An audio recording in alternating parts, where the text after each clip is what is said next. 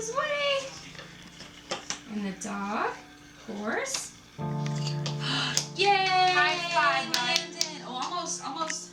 High five, buddy. Yay! High five. Ready to go swim? Swim. High five. All right. Take you out. Hold on 1 second. One second. Hey, Trevor. Hey, buddy. I'm gonna tickle you. Where are you going? Where are you going? Trevor. Where are you going? Hey. Grace. Grace, say hi. Hi. Hi. Hey, what's your name? What's your last name? How old are you? 7. She's 7. That's right. Nice. So, how many children do you have? We have 4 children. And Grace is 7. Landon is 4. Jensen is 2, and Ian is 1. then out of your 4 children, you have... We have 3 diagnosed with autism, and our 4th child has already begun testing at 13 months, and he'll complete it at 18 months, which will be in July of this year. So we're hopeful that he will be spared, but we're not really sure yet.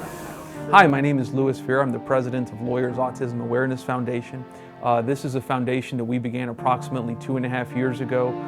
Jorge, Kelly, Sandy, and I, in an effort to reach out to children with autism and their families. It started when we heard about the other sensory-friendly Santa events, which had sought to make time with Santa more accessible to children who are more severe on the spectrum of autism. And we wanted to make a separate effort to make that more of a reality for these children and their families. And from that grew other ideas and dreams and aspirations, including the whole idea of scholarships for therapies for children with autism and their families who, due to financial constraints, are unable to afford that. And frankly, it's grown beyond what we ever imagined. If you would have told me 2.5 years ago that we'd be here today, I'd be really surprised. I've been really fortunate. My son William has what was previously known as Asperger's syndrome, which is a high-functioning disorder, I guess they call it on the autism spectrum, which means that he got the help he needed early on, primarily occupational therapy and some ABA therapy to help him overcome some of the hurdles that he faced. But I say I'm fortunate because, when we went to therapy, we would see children who were, had much more significant disabilities. These were kids that, without early intervention, were never going to be independent. And that's really what really got Louis and I, and then later on my wife Sandy and Kelly, interested in trying to help these kids, enough to make them independent.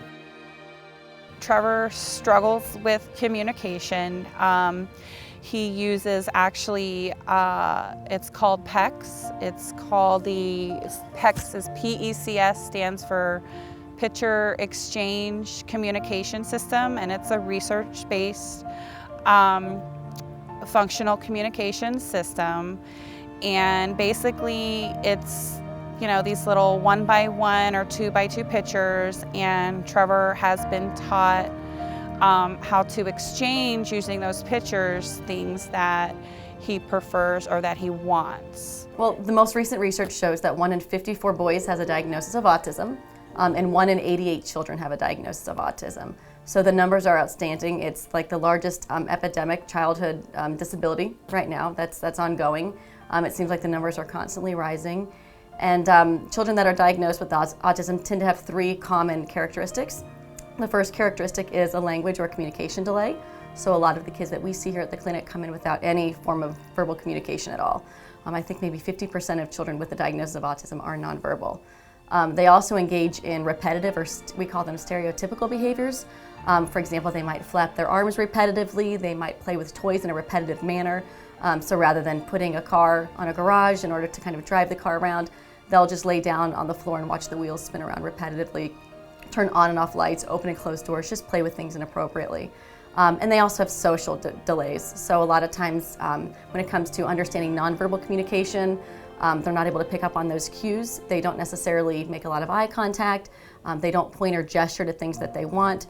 They tend to kind of go where they want to go and then maybe will tantrum by the item that they want, rather than understanding that you need to get someone else's attention in order to gain access to that item. So those are the 3 common characteristics. We've come so far in the last 2.5 years. We're really proud of what we've built and what we've been able to accomplish, and it started with a small idea and basically, if you build it, they will come mentality. And the outpouring of support that we've received from primarily the legal community, but also the local business community has just been so positive and so overwhelming, and we're humbled by that. But at the end of the day, that's what it's all about. It's helping people, helping families, helping the children in our community, and whatever we can do to help them succeed in life, that's what we're going to do. I don't know what we would do if, LAAF wasn't putting together and organizing what they do for families with children with autism, because we so needed that behavioral support. And we don't know where we would be now if it wasn't for LAAF.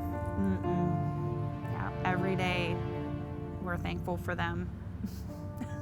So you have a child that has all the challenges, like Landon that has those ton challenges, and you give him all the therapy that you can possibly provide him.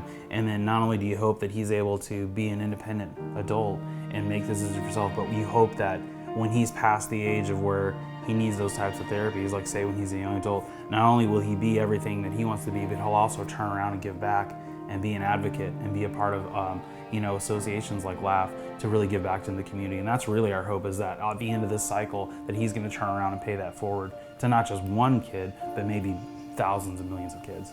That's our hope, is that our children will not only be functional adults, but also become advocates for learn autism. How to advocate for themselves Exactly. first, but more importantly, are able to communicate with others about it. That's the hope. So, and he's smart enough, definitely. The guy's in there. And when I think about Landon, I think about that what LAAF has really given him is it's given him his voice. He doesn't speak, but it's really allowed him to have a voice. So. Very true.